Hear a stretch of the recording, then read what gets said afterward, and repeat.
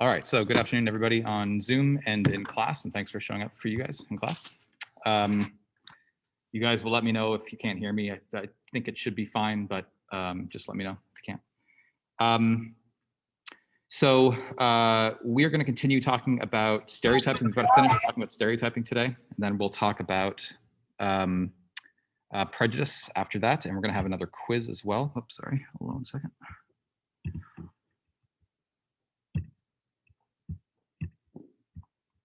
Give me 1 second here. Okay, so let's jump into where we left off last class.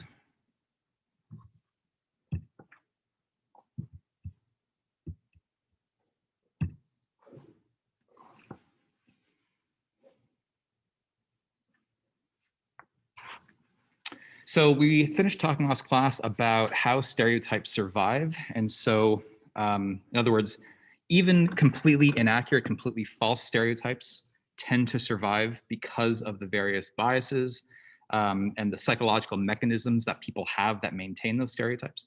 And so we looked at 3 of those mechanisms already in class, and we have 1 more to discuss briefly. And that is that they can survive through a series of confirmation biases and self-fulfilling prophecies. Both of these things we've seen before, of course, in this class when we talked about heuristics in the social cognition section. So of course, confirmation biases deal with this idea that we tend to interpret information consistently with our pre-existing beliefs. And self-fulfilling prophecies deal with the idea that when people have false beliefs, that can lead them to act in ways that elicits the very behavior they expected to see. And so we're going to see how these things together in conjunction can lead people to maintain stereotypes even if they're completely false. Okay. First off, because of confirmation biases in general, we're going to tend to seek out information that's consistent with their stereotypes. We're going to tend to avoid information that's inconsistent with their stereotypes. And obviously, if you're only exposing yourself to information that's consistent with your stereotypes, then it's easy to maintain them, right? If you never have to face up to contradictory information, then you can keep maintaining your stereotypes, obviously. So we sort of bias ourselves in terms of what we expose ourselves to. But what I think is more interesting is the self-fulfilling prophecy aspect, because the false stereotypes that we have about people can result in this self-fulfilling prophecy sort of feedback loop. And I want to give you an example of how this works. And this is based on a study that was done a little while ago, where the researchers wanted to look at this, whether the participants' stereotypes, and in this case, they were racial stereotypes. They were looking at white participants and their stereotypes about Black people. Okay? They wanted to know whether those stereotypes would result in this self-fulfilling prophecy. So what they did is they had these people interview someone else. Okay, so these are just regular participants. They're interviewing someone else. The person they're interviewing is either a white applicant or a Black applicant. This is for like a hypothetical job. Okay? So the first thing the researchers want to know is whether these interviewers, because of the stereotypes that they had about Black people, would treat the Black and white applicant differently. So if you recall, when we talked about self-fulfilling prophecies, we talked about how there's always 3 steps to a self-fulfilling prophecy. The first step is that the perceiver develops a false belief about a target. So the false belief in this case would be the stereotypes they have, the racial stereotypes they have about the job applicants. The second step to a self-fulfilling prophecy is that once you have a false belief about someone, you act in a way consistent with those stereotypes. So we want to first look at that step. Okay? So in other words, what the researchers wanted to know is whether the white interviewers would treat the white and Black applicants differently based on their stereotypes. So what they did is they recorded these interviews and then they coded them for a number of behaviors. And so what typically happened was that these white interviewers, when they were interviewing a, let's say a white person, they would tend to look them in the eye and they would ask them questions and they would let the person answer the questions. They would act interested, et cetera, and they were generally friendly.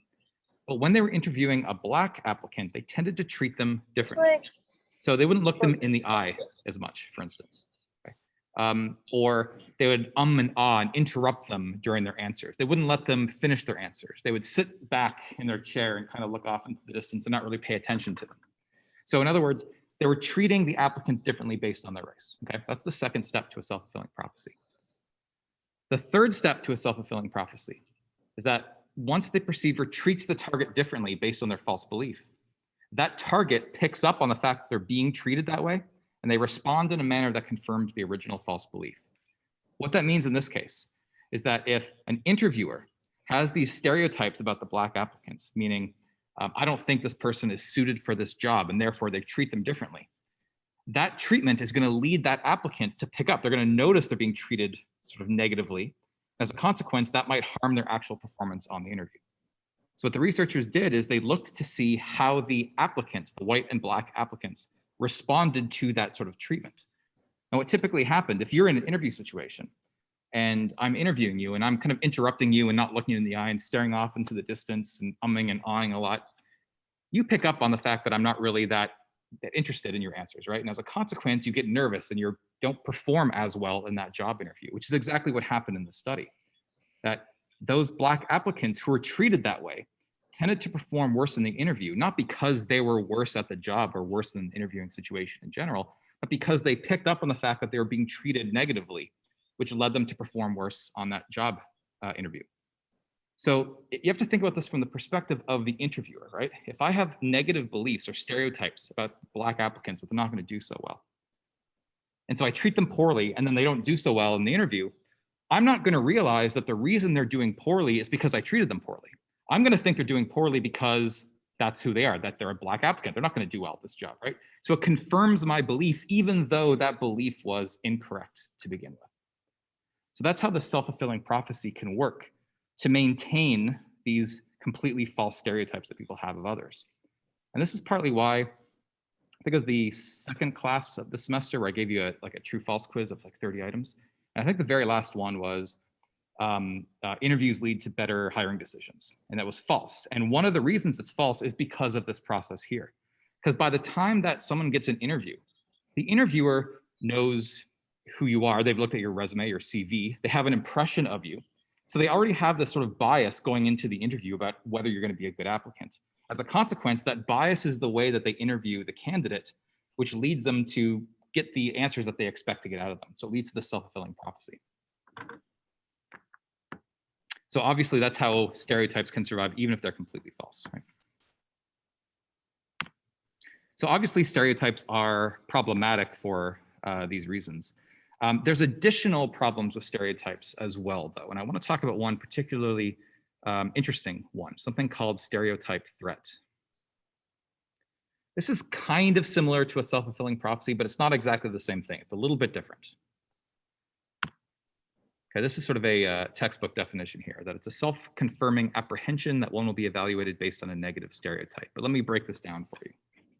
So if you imagine that you are taking a test, and you know, let's say that you're taking a test for me, and you know that I have negative stereotypes about you, whether it's due to your race or your gender or your sexual orientation or whatever it is. Let's say you just know that I have a negative stereotype about you. And you're afraid that if you do poorly on the test, I'm going to attribute that to the fact that you're a woman or you're Black or you're gay or you're whatever the negative stereotype is that I have. Okay? You don't want to be evaluated based on that negative stereotype. You don't want me to think lesser of you.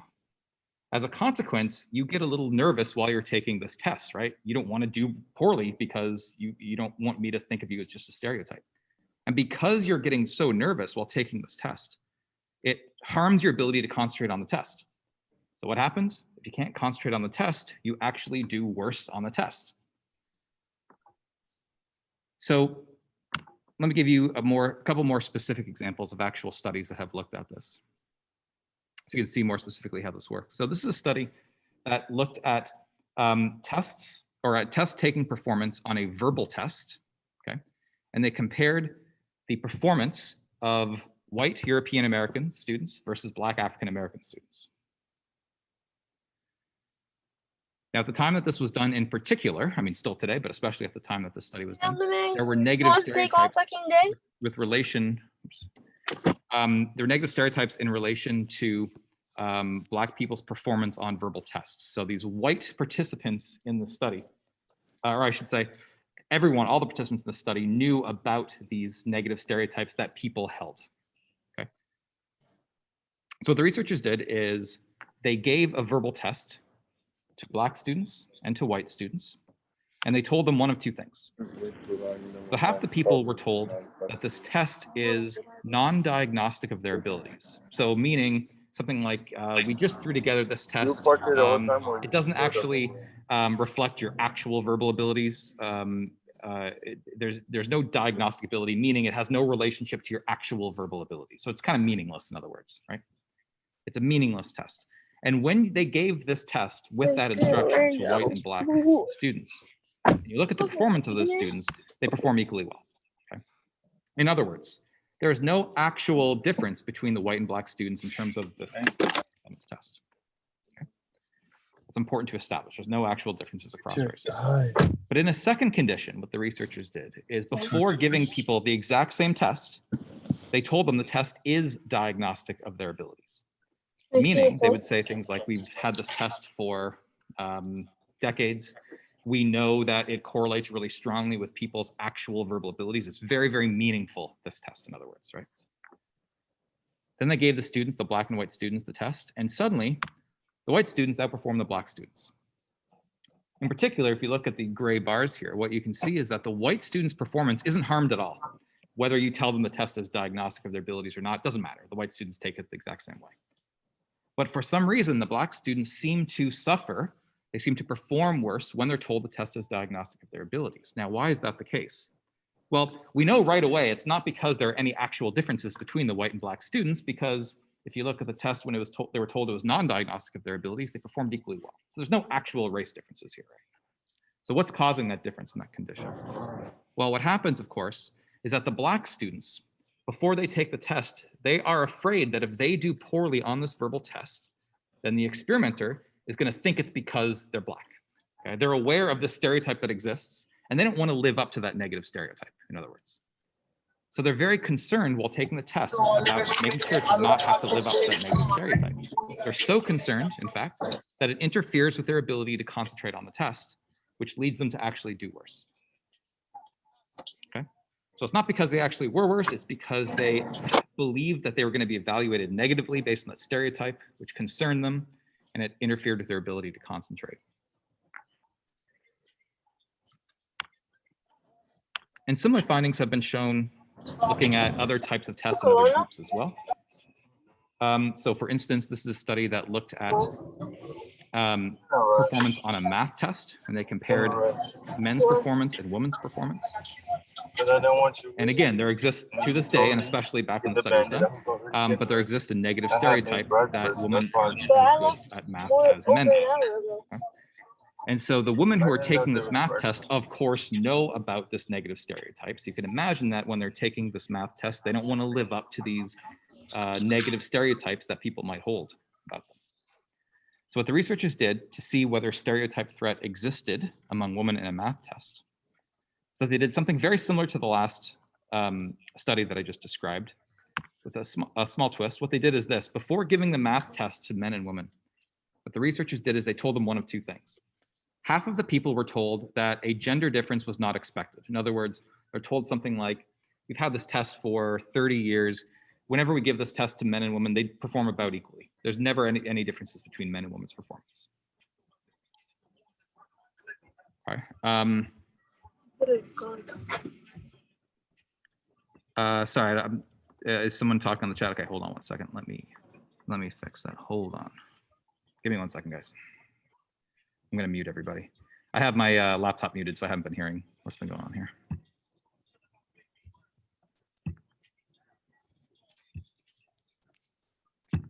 Okay, everything should be muted. Sorry about that, guys.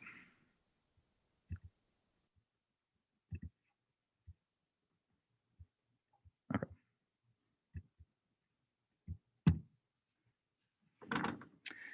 Okay, so half the people were told that this gender difference is not expected.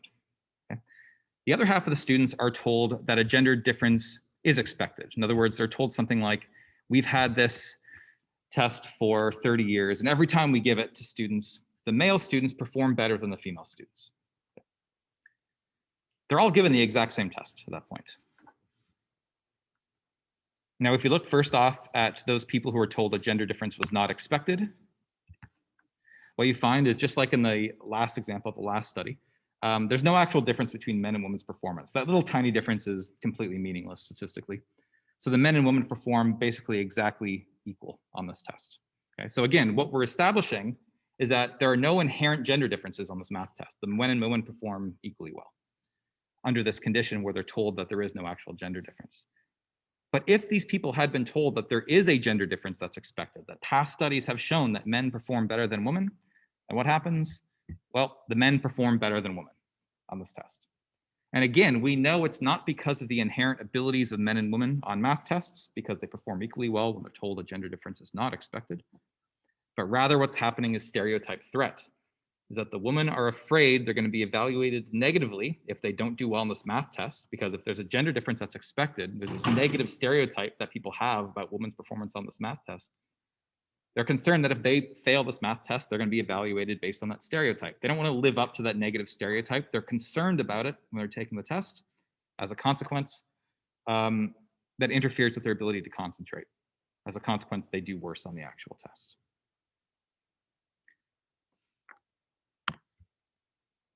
Okay, so the key here is that the differences in performance that you're seeing between the black and white students on the verbal test, between the men and women on the math test, are due solely to differences in expectation. In other words, the stereotyped group, whether that's the black students or women, are concerned, or at least they expect to be evaluated negatively if they fail this test. And that expectation interferes with their ability to concentrate. This has some important implications, right? Because let's say that as a professor, let's say I'm a professor of a math class, and you as students in my math class believe that I have negative stereotypes about women's performance on math tests, right? Well, what's going to happen is that when I give my math tests, the women in my class have that extra concern to deal with. You're of concern I'm going to evaluate you negatively if you fail the math test. As a consequence, you don't concentrate as well on the math test. You're going to do worse in the class. And so at the end of the semester, what's going to happen is when I look at all the grades, I'm going to see that on average, the men tended to do better than the women in this class. And if I don't realize that the only reason the men are outperforming the women was due to stereotype threat, I'm going to mistakenly conclude that therefore my stereotypes are accurate, that therefore it's because men actually are better at math than women. And so therefore, the next semester, I'm going to have those same expectations. My students are also going to pick up on those expectations, and the women are going to have to deal with stereotype threat again. As a consequence, these completely false stereotypes that I might have, again, are sort of self-perpetuating over time. They've shown these sorts of stereotype threat effects, incidentally, simply by having people indicate if they're, for instance, male or female before taking a test. Okay? They have studies showing that if you ask people that causes, especially the women who are taking that test, who are aware that these negative stereotypes exist, to think about their gender, to think about how they might be evaluated negatively, and it actually harms their performance. And so what that means is that when people are delivering tests, if they want to collect information, demographic information about whether the students are male or female or whatever, you should do that at the very end of the test to make sure that asking that question doesn't actually impact their performance on the test itself. So I'm kind of painting a negative picture here, right? So I'm talking about how stereotypes are problematic for various reasons, and I'm talking about how there's all sorts of mechanisms that we have to maintain even completely false stereotypes, which paints a sort of negative picture. And that's certainly the case. And so the question that arises, is stereotyping inevitable? Or maybe sort of to rephrase, if we want to reduce stereotyping in society, to reduce some of these negative effects, then how do we do that, given that people have all these psychological mechanisms to maintain stereotypes? There's a really influential paper that was published in 1989 by a woman by the name of Patricia Devine, who came up with a sort of a psychological model of stereotyping, which helps us to address this question of how we can reduce stereotyping. Her model is called the two-step process of stereotyping. And what she says occurs, basically, is this: that when anyone comes across a member of a stereotyped group, and that could be a group based on race or gender or sexual orientation or whatever it is, you come across someone of a stereotyped group, that automatically activates stereotypes about that group. And the key word here is automatically. That's why I have it underlined. It doesn't mean that you believe in those stereotypes, okay? It just means that those stereotypes, you're aware that they exist and they get triggered in your head.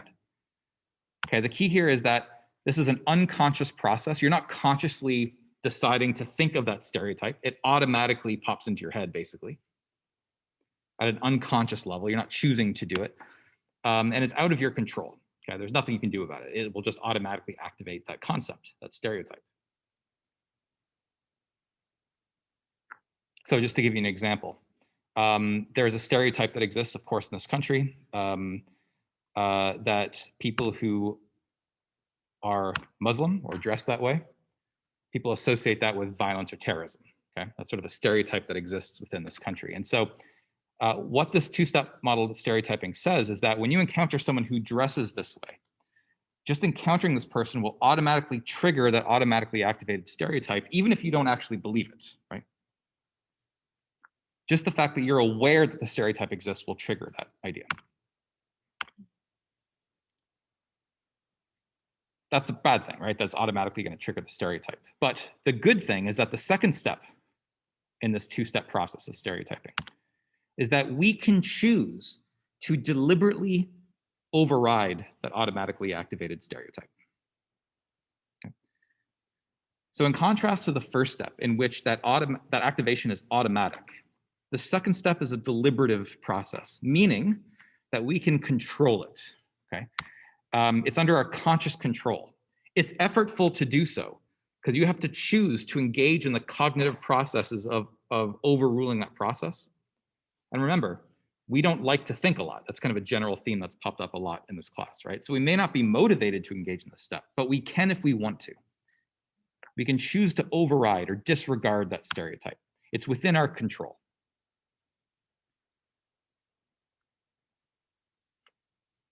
And so what that means is that if we want to try to reduce stereotyping as it exists in the real world, we can do so in two different ways. We can either focus on the first step, in which case what we want to do is figure out ways to reduce that tendency for people to automatically trigger stereotypes. So for instance, what that means is that we take effort sort of at a societal level to try to reduce the existence of those stereotypes to begin with, because if we didn't have stereotypes about, for instance, Muslim people, then when you came in contact with a Muslim person, it wouldn't automatically trigger that stereotype, right? So at a broad societal level, we try to work to reduce stereotypes in general. So therefore, that would reduce the automatic tendency for that to trigger that stereotype. And the second thing we can do is focus on the second step, where you can say, okay, if societal change can take years, decades, right? So in the short term, what we can do is focus on the second step. So we can try to encourage people to engage in the second deliberative process to override that automatically activated stereotype. So I want to talk about a couple ways to do that. So we're going to focus on that second step. Okay. So by reducing stereotyping, we want to increase people's tendency to engage in this deliberative process. So how do we do that? How do we increase deliberative processing? Well, there's a few ways that we can do this. One way is by increasing the amount of personal information that we have about someone. So the idea is this. Remember that I said yesterday, or 2 days ago, that stereotyping is kind of like a heuristic, right? It's sort of a shortcut we can use to apply to someone, so that way we don't really have to think about them. But we can recognize that heuristics are shortcuts. And if you have actual more in-depth personal information about someone, there's no point relying on the shortcut to form an impression of that person because you already have a better impression of that person. So the more you know people from stereotyped groups, the less likely you are to actually stereotype them, right? Because you know them at a more personal level. And so if you look at, for instance, I think it's the biggest predictor of whether someone is for gay rights, for instance, is whether they know a gay person, which makes a lot of sense because if you know a gay person, then you're not going to simply rely on your stereotypes about what gay people are like when you think about gay people because you know a gay person, you know them at a deeper level, right? So you're more likely to override that automatically activated stereotype. And of course, what this means is that if we want to reduce stereotyping, we need people to interact with people they may not otherwise interact with, right? To get to know people of stereotyped groups. So they get personal information, so they're more likely to override the stereotype. So that's one way to increase deliberative processing. The second way to increase deliberative processing is by increasing people's ability to engage in that second step. Because remember, that second step to stereotyping is a deliberative one. It's one that takes some amount of cognitive effort to do. And if you don't have the cognitive resources available to you at the time you're forming an impression of this person, you're not going to engage in that second step. And so what that means is that we are more likely to stereotype people under conditions where we don't have cognitive resources available to us. And studies have shown, multiple studies have shown, for instance, that stereotyping is more likely to occur when people are under time pressure. So for instance, when people have to make quick decisions, it takes too much time to get to know someone, right? But if we can apply a heuristic, a stereotype to someone, we'll do that if we have to make a quick decision, because it's an easy thing to do. And so what that means, if we want to decrease stereotyping, we want to ensure that people aren't forced into making these quick decisions. So this might come up if you're looking at you're hiring someone. And so let's say you've got a hiring committee who's going through a bunch of resumes. If they have to make a really quick decision, they've got to make a decision in the next hour and there's 6 resumes to go through. They've got to really speed through them. And so under those conditions, they're likely to apply stereotypes to people. If they're given more time to consider all the information, they're much less likely to stereotype people.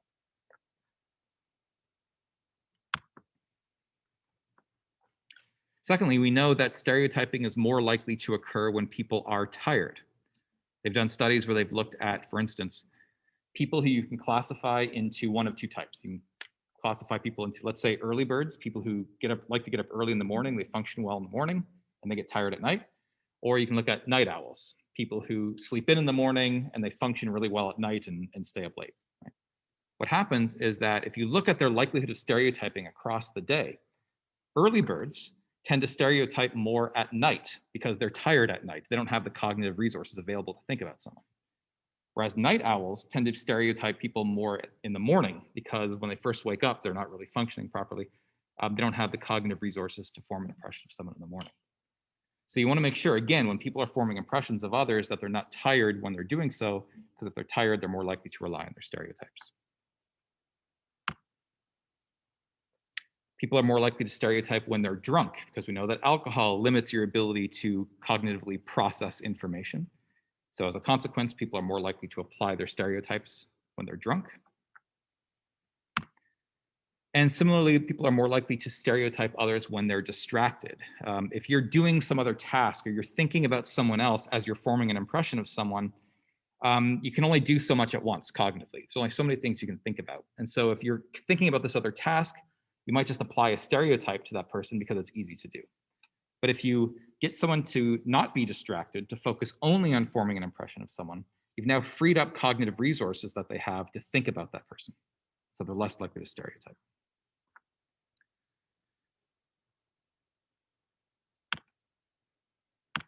And finally, a third way to increase deliberative processing is to increase people's motivation to form an accurate impression.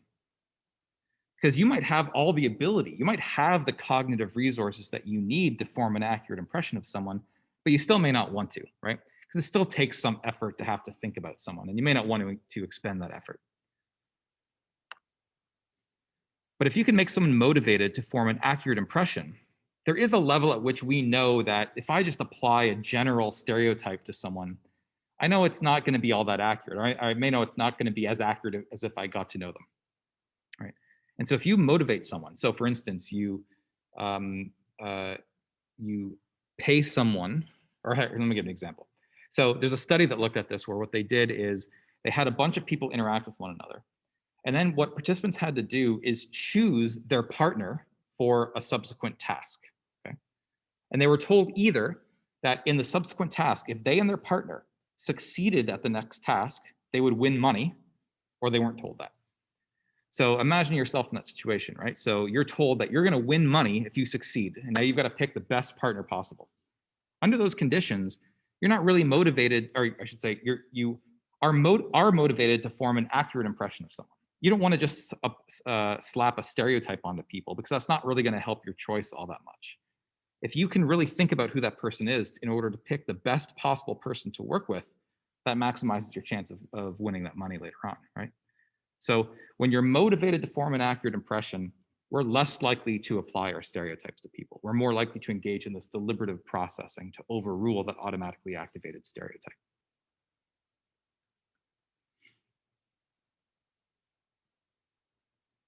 I'm going to pause here for a second. Any questions that anyone has in class or over chat? I'll monitor the chat right now.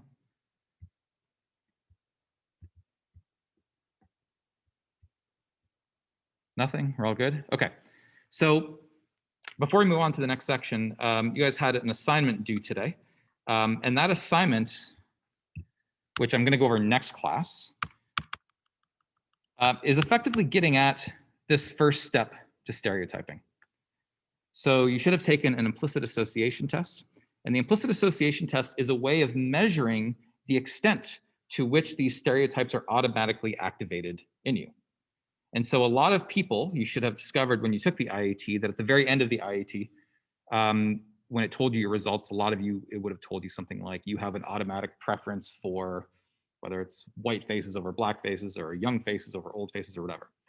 And I want to be clear that if you are told that, that does not mean that you have an explicit preference. It doesn't mean that at an explicit level, you prefer white people over black people or anything like that, okay? All the IAT is getting is at this first step of stereotyping, this automatic activation. What it's saying is you're aware of these stereotypes that exist within this culture, okay? I'm going to go over that in more depth next class. So I'll talk a little bit more precisely about how the IAT is actually measuring this. But I want to have a chance to go over the assignments just so I can see if people are understanding what the IAT does first. So I'll go over that next class.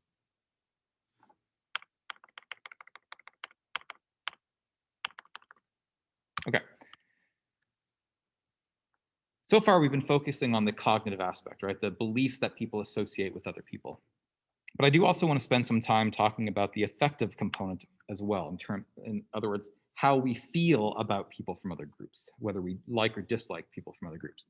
And when we talk about that, we are talking about prejudice. And yeah, that's right, Carolina, you should not be labeling yourself as heterophobic or whatever it is based on your IAT results. That is correct. That's more of an explicit outcome than an implicit outcome. So prejudice, of course, explicitly refers to the negative feelings that people have towards people in other groups. And by the way, I just got something in chat here. Yeah, so Daniel's question is, on the IAT, doesn't the test have a flaw where you're more likely to be faster with the first topic than the second? So this is something I was going to mention next class.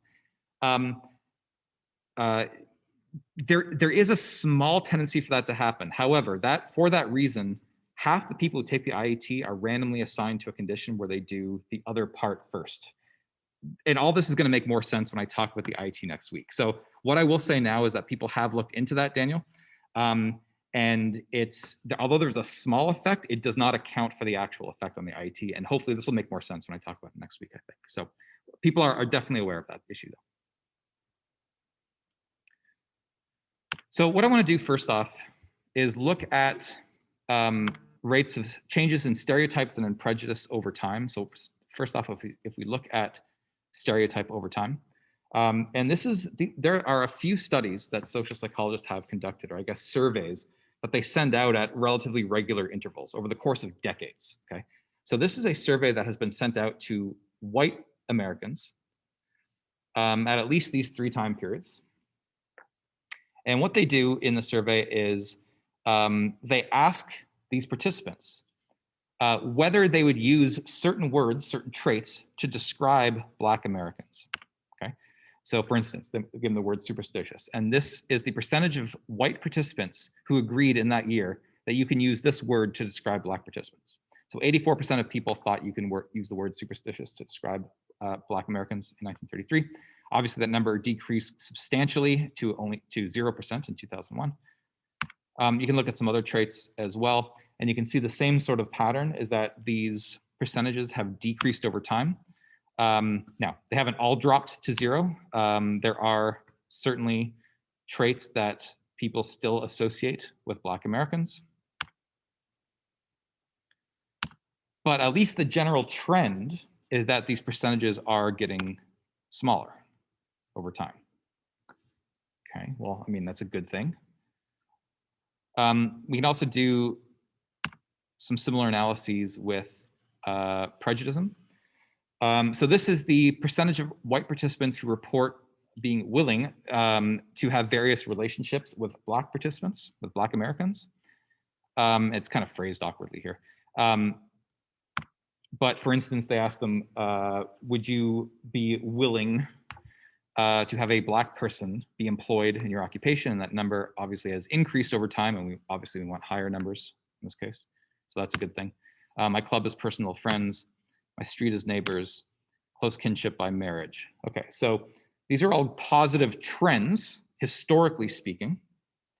They're still a little bit out of date. You can see they usually do these surveys every like 30 years or so. So it takes a while for these to update. But at least these are positive trends. This is a similar one. Percentage of adult participants who agree with the statement, it's all right for Blacks and whites to date each other.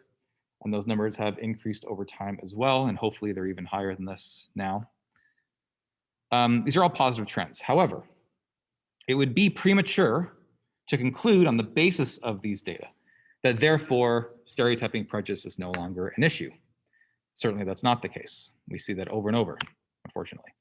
But one thing that researchers have noted is that the form that racism has taken over the years has sort of changed. It's sort of developed into somewhat of a new form over the time, something that they call modern racism. We know now, more than we did in like the 40s and 50s, that it is socially unacceptable to be openly racist. Okay? However, what researchers have noted is that people still harbor negative feelings towards people of other races. But what that means is they can't openly admit to it right now, right? So what happens is that those negative feelings, which haven't gone away, only lead them to express those negative viewpoints under conditions in which they can justify or rationalize them away. Okay, so what I mean is people want to perceive themselves as fair. They want other people to think that they're fair-minded, so they can't just openly express contempt for people of other races now. They know they can't do that, but they still have those negative feelings. So what they do is those negative feelings only come out when they're able to rationalize them, or only in conditions in which it's socially acceptable for those feelings to come out. So what that means is that modern racism is more difficult to detect because people aren't as willing to admit to it, but it's still there. But of course, the question is, if it's hard to detect modern racism because people won't admit to it, then how do we go about measuring it? How do we detect modern racism? And there's a couple of ways that researchers have tried to do this. So one way is by using a bogus pipeline. We looked at bogus pipelines before in this class in the attitude section. This is the idea that if people are hooked up to what they believe is a lie detector, they will be more honest about their answers because they believe this thing can detect their lies. And so if you hook people up to a bogus pipeline, they should be more forthcoming about their prejudicial attitudes. But there are some limitations for sure with the bogus pipeline. It's not the ideal measure to detect modern racism. You could try to get at it with the implicit association test, but as I just mentioned to you a second ago, the implicit association test isn't a measure of your explicit prejudice, right? It's only a measure of whether you're aware that these stereotypes exist. So it's not really a measure of modern racism.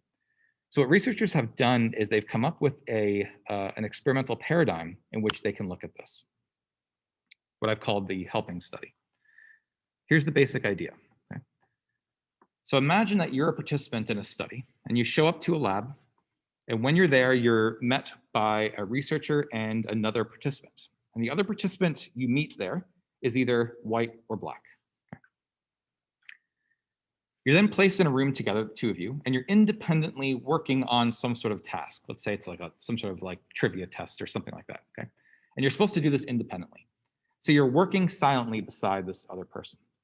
And at some point, that other person, the other participant, turns to you and asks you for help on one of the questions.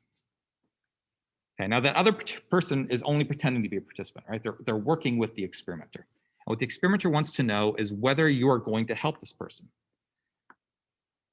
But the key here is that that other person that asks you for help you are led to believe that they have either worked hard and they've tried to come up with the answer and they simply couldn't, or they're just being lazy and they're just trying to get the correct answer off of you.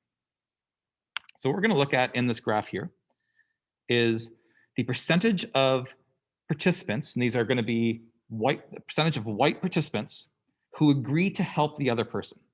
Remember, the other person's either white or black, and they're either led to believe that they'd worked hard or they haven't worked hard. So if we first start among these participants who are led to believe that their partner or the person that's working with them had worked hard and they simply can't get the right answer, they are equally likely to help the white person as the black person. Okay, so in other words, if you only looked at these data here, it would look like there's no racism, right? We're treating white and black people the same, right? We're equally likely to help both of them. Yeah. Yeah, so the participant themselves is white and their partner is either white or black. Okay. So that looks good. However, what happens is that if you look in this condition where the participants are led to believe that their partner had not worked hard at this task, they're just being lazy, they're just trying to get the right answer without actually having to work for it. Suddenly what you see is that people are more willing to help the white person than the black person. Now, obviously, the helping rates go down overall because we're less likely to help someone if they haven't really tried, okay? But it goes down especially if that other person is black rather than white. And if you ask those participants who decided not to help their partner, why didn't you help them? Almost invariably, they would say, well, I didn't help them because they hadn't worked hard at the task. That's why I didn't help them. And although there's some people who didn't help them for that reason, we know that that can't completely account for why they didn't help them, because there's still some people who would help the white person, but not the black person in that condition, right? What's happening here is the people who are refusing to help the black person are partly doing it because the other person is black. They might have these prejudicial feelings for them, but they can justify those feelings now because they can always claim it's because they didn't work hard, not because they're black, even though in reality, some proportion of these participants are not helping them because they are actually black. Okay? But what's happening here is that this sort of prejudice comes out in the condition in which these people can justify it, which they can rationalize their behavior. In this case, they're rationalizing it by saying they're not helping because that person didn't work hard. But you can notice that if they don't help this person, no one can accuse them of being racist, of knowing that they're doing it for racist reasons, because they always have that justification, even though we know at some level, some of them must have been doing it because of the race of their partner. Okay, so that's modern racism. That tends to come out under these conditions when people can rationalize it away.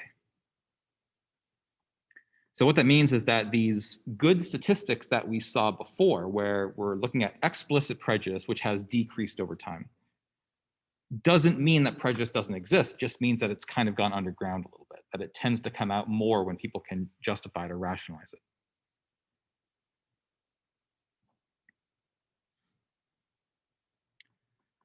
Okay, so we want to look, though, not just at the existence of racism or prejudice or whatever. We also want to look at ways to try to reduce it.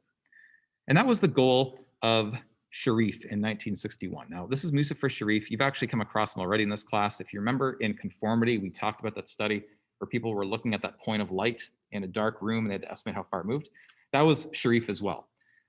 When he was looking at like conformity and group norm formation, later on in his career, he started looking at prejudice and discrimination. And so he started to do that in the 60s here.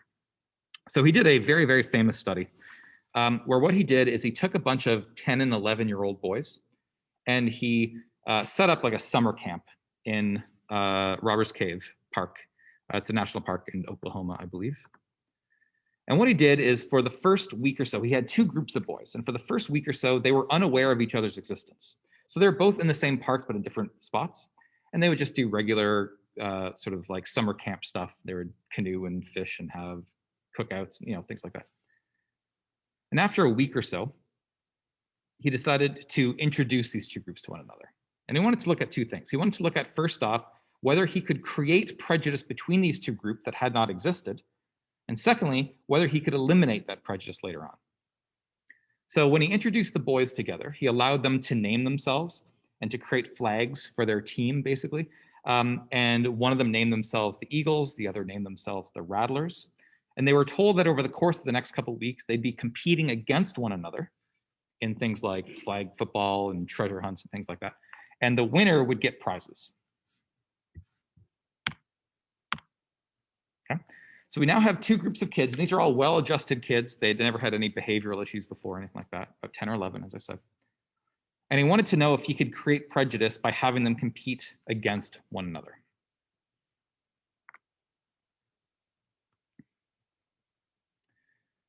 And it turns out that he was very successful in doing so. Because these two groups of kids who were initially very well behaved, very, very soon came to start to hate one another. They started to have food fights with one another and start calling each other names. One of them, after a food fight, ransacked the other's cabin. In retaliation, that group burned the flag of the other group. And they started getting like these really serious and vicious fights between these two groups. There's this vicious hostility. In other words, Sharif had created prejudice between these two groups. And what we saw, or what he saw in these studies, was once this prejudice was created, he saw a couple things. He saw, first off, in-group bias. So we saw in-group bias last class. That's this tendency to prefer people in our own in-groups compared to people in our out-groups. So what that means, of course, is that the Rattlers liked the other Rattlers and hated the Eagles, and the Eagles liked Eagles, but they hated the Rattlers. And we also see out-group homogeneity, where each group believed that those other people were all the same, right? So they would say things like, those guys are all a bunch of cheaters, right? They're all like that. There's no differences between them. Remember, out-group homogeneity refers to this idea that we see a lot of differences among people in our in-groups, but we think our out-group members are all the same. So that's what they saw here in this Robbers Cave experiment. So clearly, Sharif was successful in creating prejudice. But the real key to the study was whether he could reduce or eliminate that prejudice. And so he tried a series of strategies to see if they would work to reduce that prejudice. So the first thing he tried, basically was propaganda. So what he would do is he would go to the Eagles and he would say, hey, you guys haven't given those Rattlers a chance. I know them a lot more. They're really great guys. You would really be friends with them, I think, if you gave them a chance. He would go to the Rattlers and say the same thing about the Eagles. So he'd basically just talk up the other group. And that strategy failed disastrously, right? So what happened, of course, is that once the Eagles had an impression of who the Rattlers were, it didn't matter what the experimenter said. Like, my impressions of that person were sort of set in stone. And we've seen in social cognition why that's the case. Once we form an impression of someone, because of confirmation biases and belief perseverance and self-fulfilling prophecies, those impressions we form tend to get locked in, right?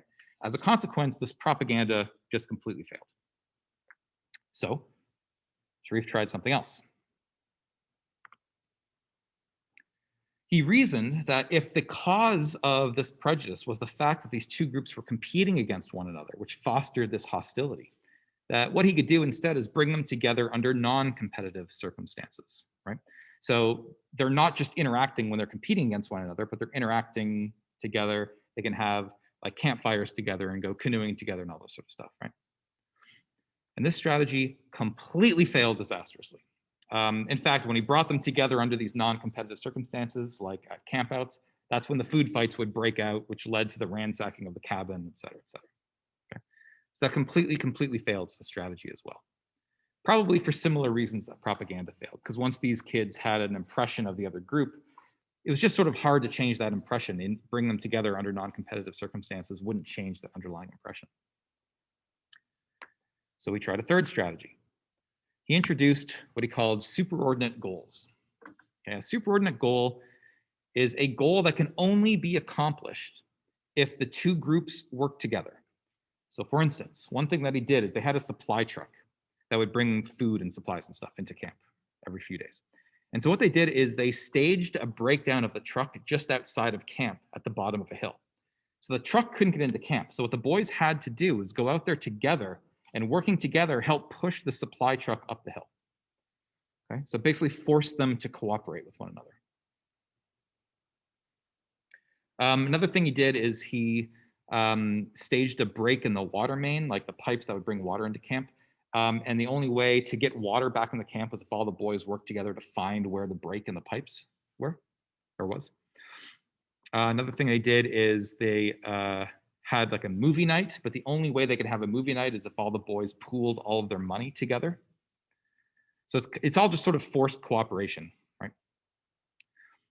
And finally, he found a strategy that succeeded. In fact, this strategy succeeded extremely well, to the point where at the end of the summer camp, the boys, like the researchers had gotten 2 separate buses to take the boys home, the Eagles and the Rattlers. And the boys refused to go on separate buses and they wanted to go on the same bus with their new best friends. Okay. So they had actually created friends among these 2 groups that had hated one another only weeks earlier. And there's a couple of ways that you can think about this, but I tend to think about this in terms of like cognitive dissonance theory or self-perception theory. So you can imagine that these boys, so these are my enemies over here, right? I don't like these people. That's my attitude. I don't like them. But when you're given the superordinate goal, you're forced to work with them, to cooperate with them, right? So my behavior, which is that I'm cooperating, goes against my attitude, which is that I hate these people. That's going to create some cognitive dissonance. And one way to reduce that dissonance is to change your attitude, right? Well, actually, I don't really hate them. I actually kind of like them. That's why I'm cooperating with them, right? So you can think of it in that way, that the sort of instilled this cognitive dissonance. And so to reduce the dissonance, they came to like the other people. Okay, so these superordinate goals were successful at reducing prejudice. But I want to talk about a couple of theories of prejudice. So in other words, why is prejudice created in the first place? Why is it so common for people to dislike people from other groups that they don't belong to? And there are 2 main theories in social psychology that have discussed the reasons for prejudice. The first is known as realistic conflict theory.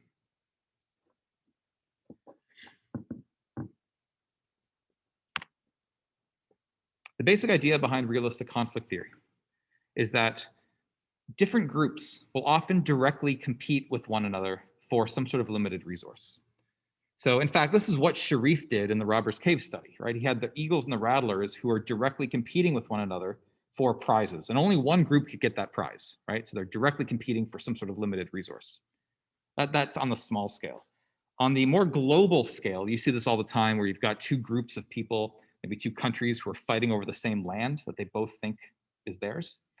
Or you've got in the political system, you've got Democrats and Republicans who are basically fighting for power. It could be the case that people believe, and this can happen even if the resources are not limited, even as long as people believe that there's a limited resources to go around, that can be enough to instill prejudice. So for instance, people who believe that immigrants are coming to this country and stealing their jobs as if they own these jobs. But if they believe people are stealing their jobs, then they're basically implying that there is a limited resource they're fighting with these people over. So you see this sort of thing all the time where people believe that there's this conflict. And that tends to foster this dislike for the other group. Because after all, if I want to get this goal, I want this land or jobs or power or whatever, and you're getting in my way, you're the thing that's stopping me from getting there, that's going to foster dislike or hatred for that other group. And as I mentioned, that competition can be completely imagined. So simply the belief that immigrants are taking the jobs of hardworking Americans, simply that belief, even if it's not true, can foster that sort of discrimination or prejudice against, in this case, immigrants.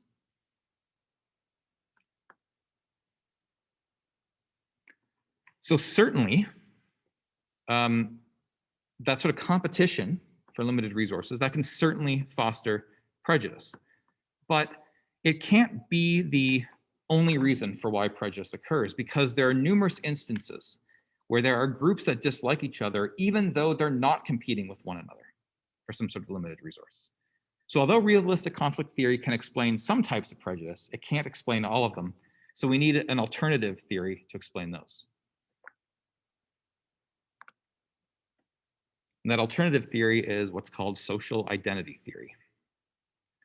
And social identity theory is going to take from a bunch of different areas of social psychology that we've already looked at, as we will see. This goes back to the idea that people display this in-group bias, right? We tend to like people in our in-groups more than we like people in our out-groups. And the question is, why is that? Why do we prefer people in our in-groups? Well, and this goes back to this idea that we like self-esteem. We like to feel good about ourselves. We like to convince ourselves we're better than we really are. And that extends to the groups that we're a part of. Because just like I like to exaggerate my abilities and I think I'm better than I really am on all these traits, I also tend to like to think that my groups, the groups that I belong to, are the best groups that you can be in. Because if my group is the best group and I'm part of that group, I can derive self-esteem by being in that group. It's actually similar to verging. Remember, this is basking in reflected glory. This is the idea that we derive self-esteem by associating ourselves with successful other people. And in the same way, if we can convince ourselves that our groups are the best groups to be in, we're associating ourselves with successful people or the groups that we're part of. That enhances our self-esteem, right? So what this means is that we have a motivation to think, or we want to think that our groups are the best possible groups because we derive self-esteem from that. In fact, we want to believe that so much that not only will we believe that our groups are the best groups, but we will often take explicit action to make other groups worse off. So derogating or putting down other groups makes us feel better about ourselves. Why? Well, remember what we looked at, downward social comparison, the idea that we can feel good about ourselves if we compare ourselves to people who are worse off than us, because in comparison to them, we're doing pretty well. And that applies at the group level as well. So if I can put down some other group, make them worse off than me, then in comparison to them, I'm doing pretty well. I can convince myself my group is the best group. Okay, so according to social identity theory, part of the reason that prejudice exists is because it allows us, or if we can convince ourselves we're the best group, we get to derive some self-esteem from that, and we like that. And this has been tested in what's called minimal group paradigms, which I'll just take a second to explain what that means. Okay. A paradigm is simply like an experimental methodology, and a minimal group is a group that is just barely a group. I mean, it's like a meaningless group, okay? So we're looking at an experimental methodology that looks at meaningless groups. That's what minimal group paradigms means. So here's the basic idea. So imagine you're a participant in my study. And what I do when you arrive in my lab is I show you a card like this, and there's a bunch of black dots on it. And I show you that for like 5 seconds, and you've got to estimate how many dots are on that slide, okay? And then I repeat the process for like 5 or 6 other slides, and there's a bunch of random dots in them as well. And every time you are estimating how many dots are on that slide. Then I leave, and I come back a few minutes later, the researcher, I leave and I come back a few minutes later, and I tell you that I just calculated your score. And before I tell you what you are, let me first say that there are 2 types of people in the world. There are what are called dot overestimators. These are people who tend to overestimate the number of dots on these slides. And there are dot underestimators. These are people who tend to underestimate the dots on these slides. Okay. And according to my calculations, you are, and then I randomly assign you to be told that you're either a dot overestimator or a dot underestimator. Now, in reality, there's no such thing as dot overestimators or underestimators. That's not a thing, right? I'm just telling you this because what I'm doing is I'm creating minimal groups. In other words, I'm creating 2 meaningless groups. There's dot overestimators and dot underestimators. There's no meaningfulness to those groups, right? It's like, who cares which one you are, right? So it's a group, but it's just barely a group. But I tell you you're one of them. I tell you you're either an overestimator or an underestimator. So now you believe you belong to one of these groups. Okay, now at some point in the future, what I do is you are allowed, I give you money, and you are allowed to distribute that money to a bunch of other people. And you are told whether those other people are dot overestimators or dot underestimators. Okay, and what I want to know as a researcher is whether you're going to treat people in your same group better than you treat people in the opposite group. In other words, whether you give more money to people who are the same as you are in terms of over or underestimating dots, okay? Which is exactly what happens, is that what tends to happen again and again is people give more money to people who are in their same group. So if you believe you're an underestimator, you give more money to underestimators than overestimators. If you believe you're an overestimator, you do the exact opposite. So what that's showing, first off, is that even with these completely meaningless groups, we still like people in our own groups more. And not only that, you will deliberately harm people in the other group, right? You give less money to them than you give people in your own group. And the idea here is that by doing so, you can convince yourself psychologically that whichever group you're in, that's the best group to be in, right? If you're an overestimator and you give other money to overestimators, and look at those poor underestimators that don't get as much money, you're part of the best group that there is. You get self-esteem from that, right? And so the important thing here is that these are meaningless groups, because what it's showing, even for meaningless groups, we do this because we derive self-esteem from our group membership. In fact, they've done studies where, just like what I described to you with one twist, what they'll say is this. So imagine that you've got money, and the money that you have is this. You can either take $20 and distribute it among your group members, and the other group gets $16. Okay, so you guys get 20, you guys get 16. That's one option. Second option is you guys get $7 and the other group gets nothing. Okay. Which do you prefer, A or B? Well, if you're rational in the sense of you're economically rational, well, you'll make more money with the first option, right? You get 20, they get 16, or you get 7, they get 0. Well, 20 is better than 7, so obviously you should take the first option. But that's not what people do a lot of the time. What people do a lot of the time is they take the second option. I'll take 7 for my group and 0 for the other group. Now, why would people do that? Because if I get 20 and you get 16, I'm only $4 better than you. If I get 7 and you get 0, I'm $7 better than you. And the psychological implication of feeling like you're that much better than another group is so strong that we will sacrifice money for ourselves in order to attain that psychological satisfaction, right? That's how strong the social identity theory is. We're really motivated to think we're the best group. What's that? It really is, right? It satisfies a psychological need that we have, right?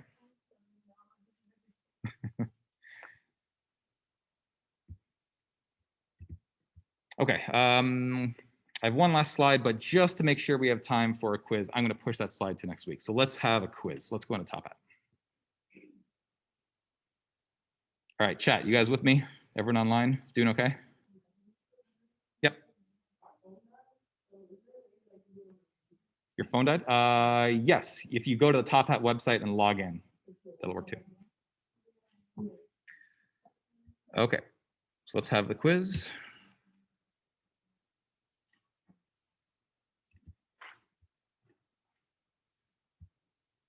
Oops.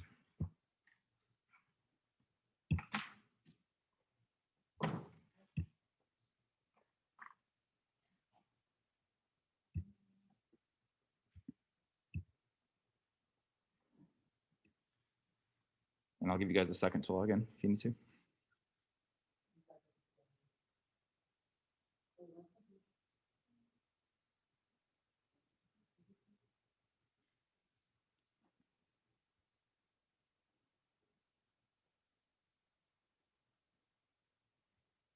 All right, you guys all ready?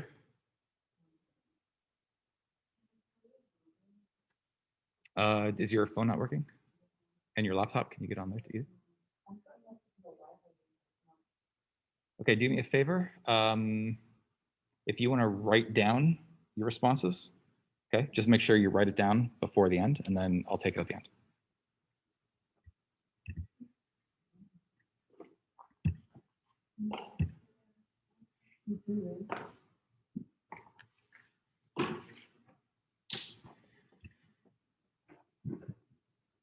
Okay, so question 1.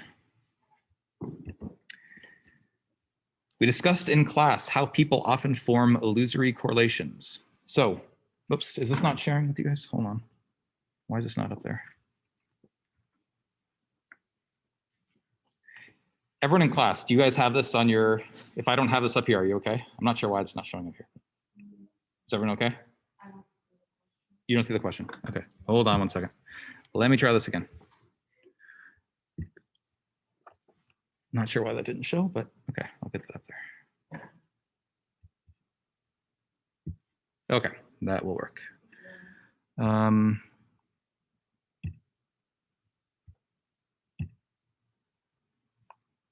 right, everyone can see this, right? Okay. So question 1, we discussed in class how people often form illusory correlations. So imagine that Bob is American and not religious. And imagine that over the course of the year, he sees both Christians and Muslims performing both good and bad behaviors. So according to how illusory correlations are formed, what will Bob tend to remember the most?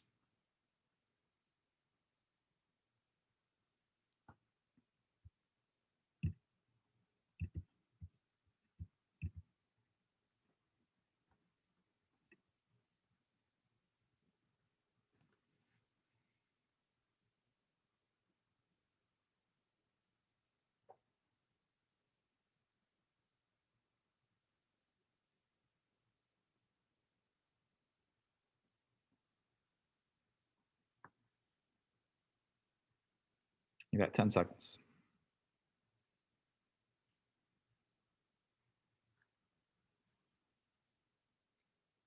3, 2, 1. Okay, so illusory correlations are formed because we tend to remember distinctive events, and distinctive events tend to be minorities and bad behaviors. And so in the US, Muslims are minority.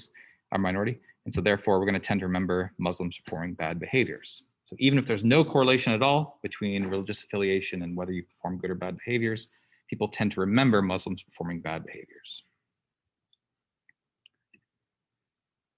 Question number 2. Members of stereotyped groups often perform poorly on tests if they're reminded about the stereotype beforehand. This often occurs because they become nervous that their performance on the test will be judged based on the stereotype, a phenomenon known as which of the following?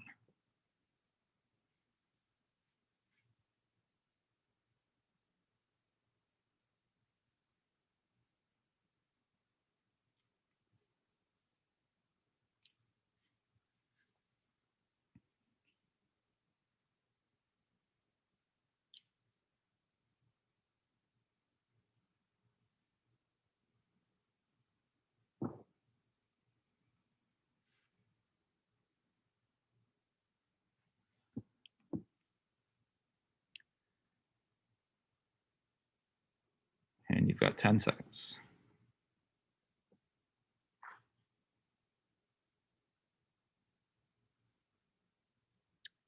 3, 2, 1. Okay, so we just talked about this today. This is a process known, of course, as stereotype threat.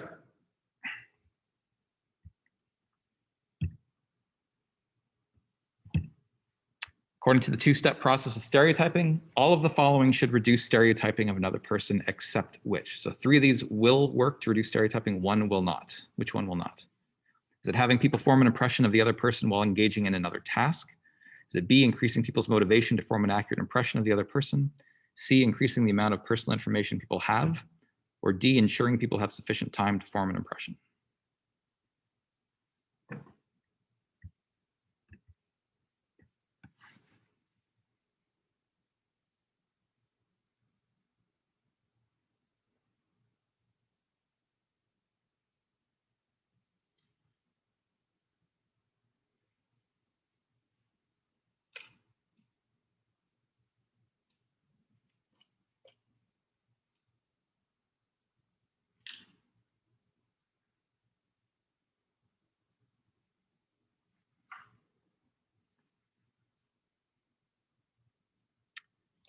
And you got 10 seconds.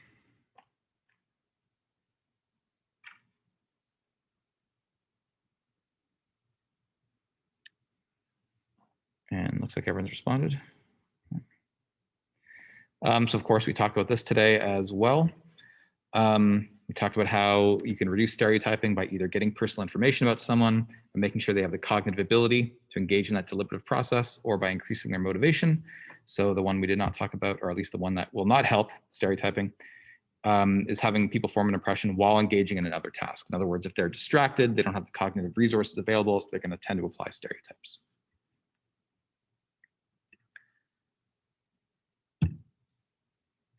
Mark believes that women aren't as good at math as men. In his math class, however, he learns about Emmy Noether, it's a German name, one of the most influential mathematicians of all time. Mark dismisses her, saying she's an exception and not a typical woman. Mark has engaged in which of the following? Subtyping, the fundamental attribution error, a self-fulfilling prophecy, or stereotype threat?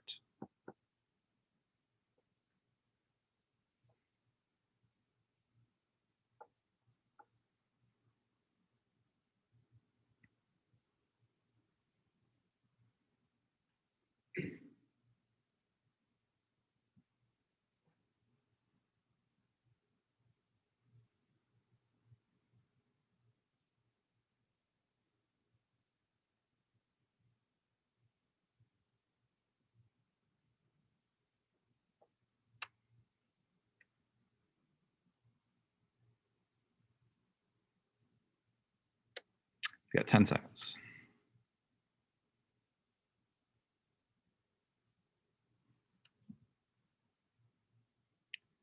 3, 2, 1. Okay, so what's happening here is Mark is engaging in a process of subtyping, in which you sort of consider exceptions to your stereotype as not typical, instead of using them to disconfirm your stereotype.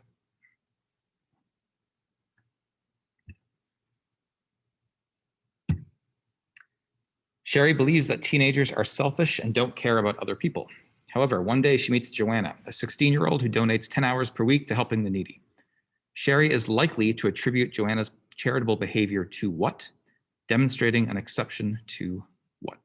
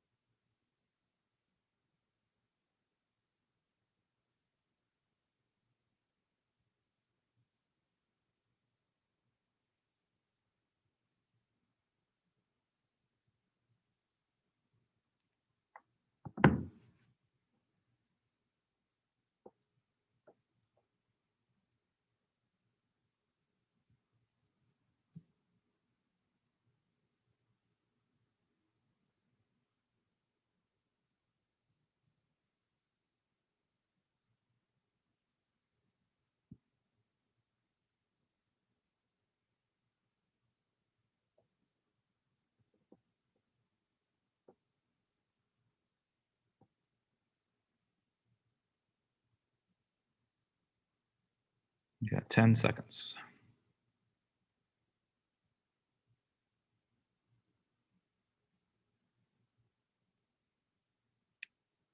3, 2, 1. Okay, so the basic idea here is that if Sherry has a stereotype and she encounters information that's inconsistent with her stereotype, so I think teenagers are selfish, but here's an inconsistent example of a teenager who's not selfish. Well, if I attribute that to their personality, that goes against my stereotype, right? So what I try to do is I try to attribute it to something in the environment, something situational. So that's going to be the first hint. So if Sherry attributed it to Joanna being a generous person, that's an internal attribution that doesn't really help because that goes against her stereotype. I really botched the word of empathize. If she attributes it to Joanna empathizing, sorry about that, with the needs of others, that again is sort of an internal attribution that doesn't really work in this case. So it's going to be C or D. If she attributes it to increasing her chances of getting into a good college, okay, well then she's doing it for an external reason. Okay, so that could be an answer. If she's trying to impress her friends, well, that could also be an answer. Okay, so let's look at the second part. Demonstrating an exception to what? Well, if Sherry's attributing Joanna's charitable behavior to an external cause, that would be an exception to the fundamental attribution error, which says that we normally attribute other people's behavior to internal causes. So therefore, C is the correct answer. Most of you guys knew that. That's good. And I think that's the last one, right? Perfect. Okay. All right, so that's it for today. So I will see you guys either on Zoom or in class on Tuesday, and we'll go over assignment 2 then. All right, have a good day, guys.